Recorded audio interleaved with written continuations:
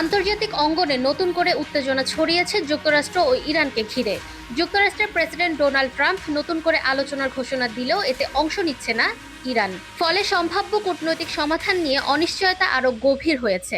রোববার সামাজিক যোগাযোগ মাধ্যম ট্রুথ সোশ্যালে দেওয়া এক পোস্টে ট্রাম্প জানান, ইরানের সঙ্গে দ্বিতীয় দফার আলোচনা অনুষ্ঠিত হতে যাচ্ছে। তিনি বলেন, যুক্তরাষ্ট্রের প্রতিনিধিরা আলোচনায় অংশ নিতে ইসলামাবাদ যাচ্ছেন এবং সোমবার সন্ধ্যায় সেখানে পৌঁছানোর কথা রয়েছে।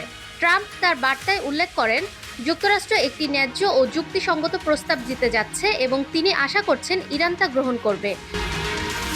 তবে একই সঙ্গে তিনি কঠোর হুঁশিয়ারিও দেন। ট্রাম্প বলেন, ইরান যদি প্রস্তাব প্রত্যাখ্যান করে তাহলে যুক্তরাষ্ট্র তাদের গুরুত্বপূর্ণ অবকাঠামো, বিদ্যুৎ কেন্দ্র ও সেতু ধ্বংস করে দিতে পারে। তার এমন মন্তব্য আন্তর্জাতিক মহলে নতুন করে উদ্বেগ তৈরি করেছে। তবে যুক্তরাষ্ট্রের এই ঘোষণার পরপরই ইরান স্পষ্ট করে দিয়েছে তারা এই আলোচনায় অংশ নিচ্ছে না। দেশটির রাষ্ট্রীয় সংবাদ মাধ্যম IRIB এক কর্মকর্তার বরাতে জানিয়েছে, বর্তমানে ইরান যুক্তরাষ্ট্রের পরবর্তী দফার আলোচনায় যোগ দেওয়ার কোনো পরিকল্পনা নেই।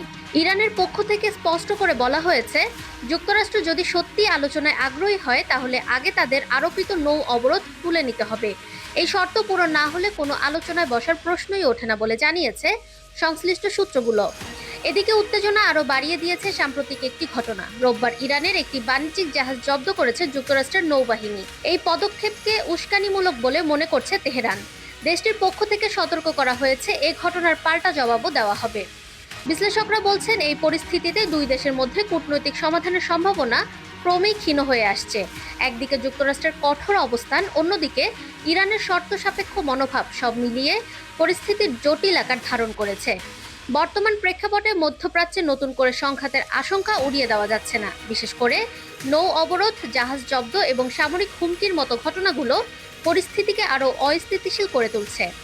যুক্তরাষ্ট্র ও ইরানের এই টানাপোড়েন এখন কোন দিকে মোড় নেয় সেটি দেখার বিষয়।